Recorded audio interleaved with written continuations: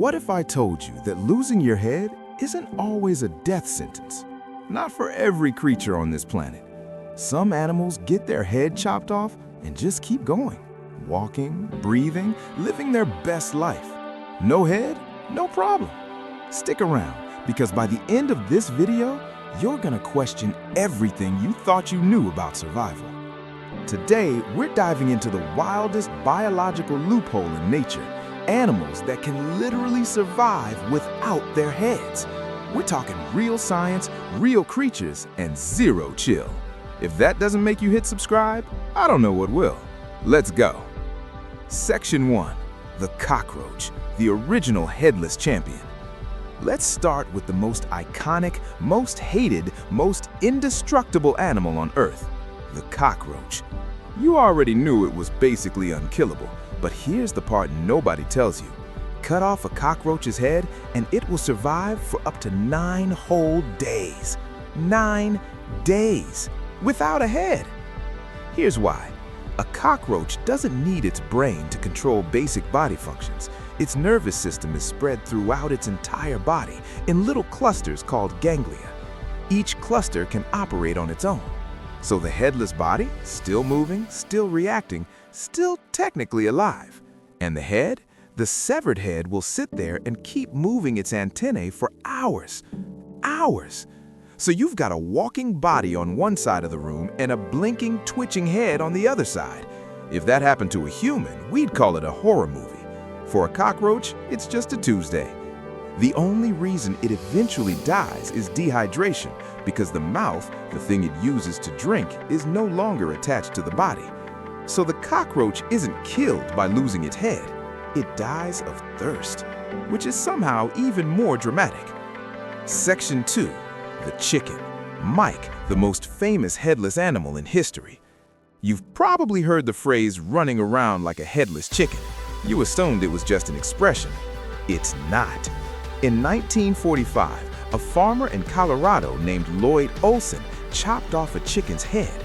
The chicken did not die. The chicken stood up, walked around, and started acting completely normal. So Lloyd, very reasonably, panicked and kept feeding it, using a dropper directly into the neck hole.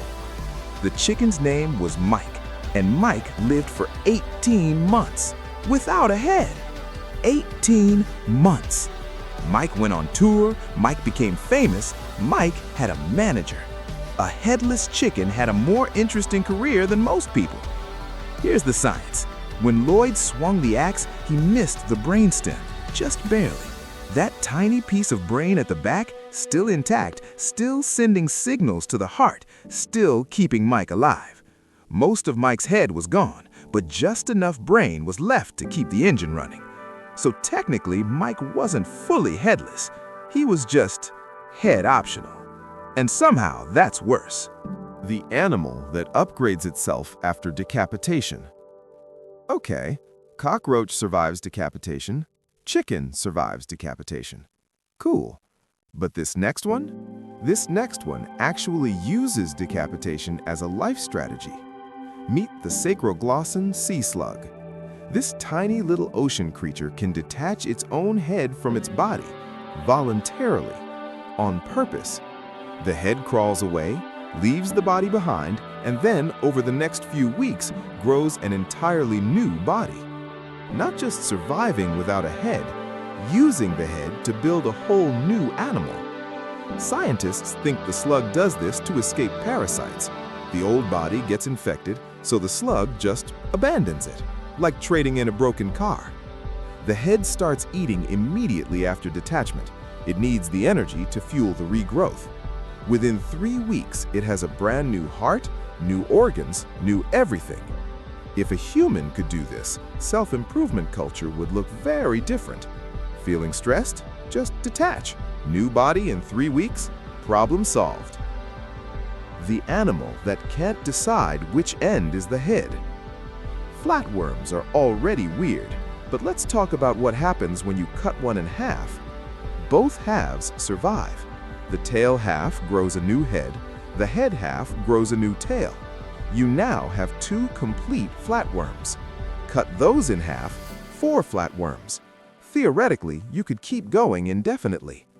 Scientists have actually done this. They cut a flatworm into over 200 pieces. Over 200 worms grew back, each one complete, each one functional. The flatworm has cells called neoblasts, basically a built-in repair crew that's always on standby. The second there's an injury, they rush to the site and start rebuilding whatever's missing. Brain, gut, eyes, all of it. If you cut a flatworm in half, you don't kill it, you double it. For a flatworm, being cut in half is just reproduction with extra steps.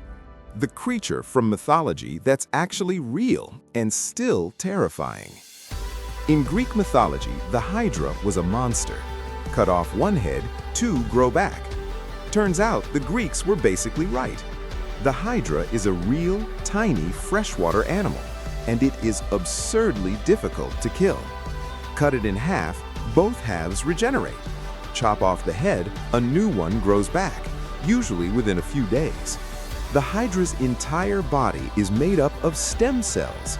Almost every single cell can become any other type of cell. It's like the whole body is constantly ready to rebuild itself from scratch. And here's the part scientists find genuinely unsettling. The Hydra doesn't appear to age at all. Studies suggest that a Hydra kept in controlled conditions doesn't show any increase in death rate over time. It just keeps living. No aging, constant regeneration, basically immortal. It's a millimeter long and lives in ponds. The most indestructible creature on Earth is sitting in a pond somewhere, looking unbothered. Meanwhile, humans need 8 hours of sleep and a daily vitamin just to function. So let's recap. Cockroaches survive headless for 9 days. Chickens, like Mike, made it 18 months. Sea slugs choose to lose their bodies. Mantises are more effective without a brain. Flatworms double when you cut them. And hydras are potentially immortal. Nature did not get the memo that heads are important. Here's your comment question for today. If you could have any of these survival abilities, which one would you pick and why? Drop it below. I actually want to know. If this video made your brain hurt in a good way, subscribe, because we do this every week. New weird facts, new questions you didn't know you had. See you in the next one.